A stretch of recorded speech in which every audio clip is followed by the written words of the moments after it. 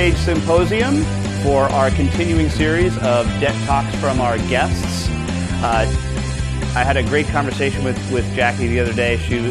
And again, she reiterated to me on the lunch line that she was just ecstatic that they got the value of their trip in the first couple of hours of being here, and I'm grateful and humbled by that. But also, thank you, and I think that this whole room it would agree that it's the collaborative effort of all of the people here that have made this worthwhile. So, thank you though for sharing that with us. And now for your DET talk, for you to share with us, Thanks, Jacqui Brown. Ed. Thank you.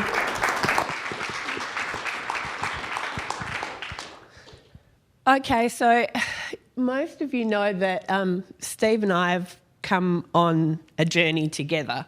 We're brother and sister. We started out, I was a year and a bit older than him when he came into my life. So we started doing things together when we were kids. There was just the two of us for a long time, and we hung out together all the time. We had a long time to build trust and to build a relationship. And that's part of the learning experience that you can get from value. We worked out that there were some pretty big shoes that we had to fill when we were going forward. But we still don't think we've got there. But we've shared experiences, we've had some commonality together, and that's helped us build that trust, which has helped us put together a firm. Not every client will be the right fit for our firm, and we've worked that out, and it's taken us quite a while.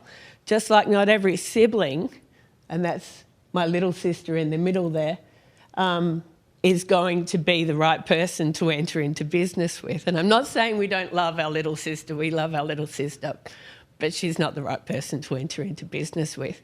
So I think one thing that we've learned about the value journey is that it's really important to be selective about your clients and to be selective about the areas that you practice in and what you want to do going forward.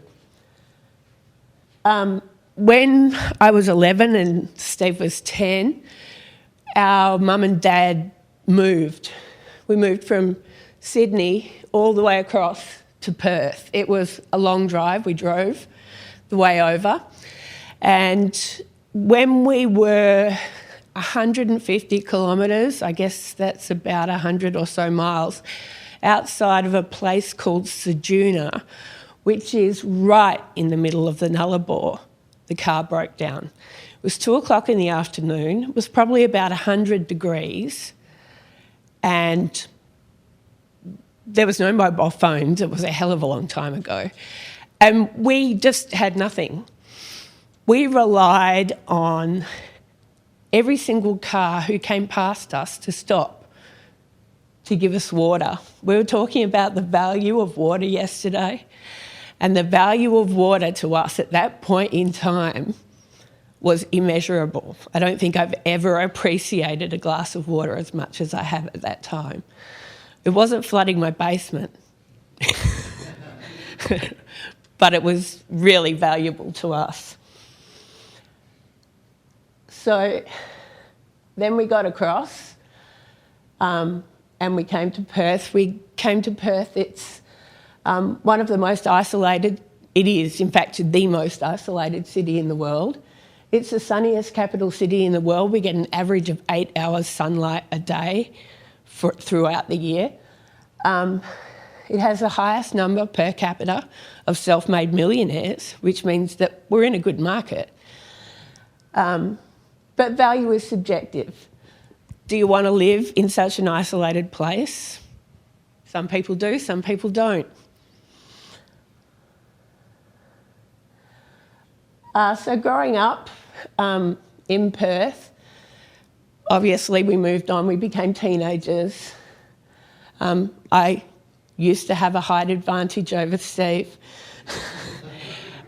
And the other day when we gave a presentation together, I sort of stood up on a little stool, and it wasn't because I wanted to be as tall and important as him. It's just because I wanted the other people to be able to see me.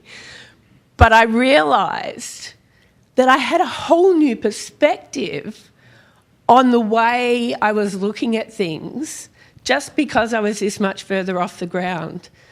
And that's what this week, 4 days, has done for me. It's given me a whole new perspective on how we look at our firm and how we do things in our firm. Okay, so then we get to the real world, and I learnt the importance of education. And we touched the other day, and I think it was Dan who was saying, there's something outside of just the customer experience and the firm experience. And I'll come back to it a bit later, but I think that that's very important, I think, that piece. So Steve and I set up the firm. We went into partnership. And I guess I realised that value is intrinsically linked to trust, a strong relationship, longevity, and all those other things I've got up there on the board.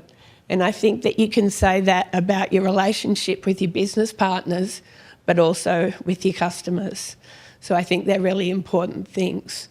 And I truly believe that a rising tide does lift all boats. So if you're giving great service to your your customers, then it's going to make everyone better. So then we met John. There you are. We met John, and John, you have taken us on an amazing journey, and we will be forever grateful. We would not be here today, and we would not be doing value-based pricing if it wasn't for you. So thank you very much. I'm getting that I'm winding up here, so I think that the journey has just begun for us. We can leverage, grow and learn from each other. And I think with value-based pricing that we can all make the world a better place. Thank you.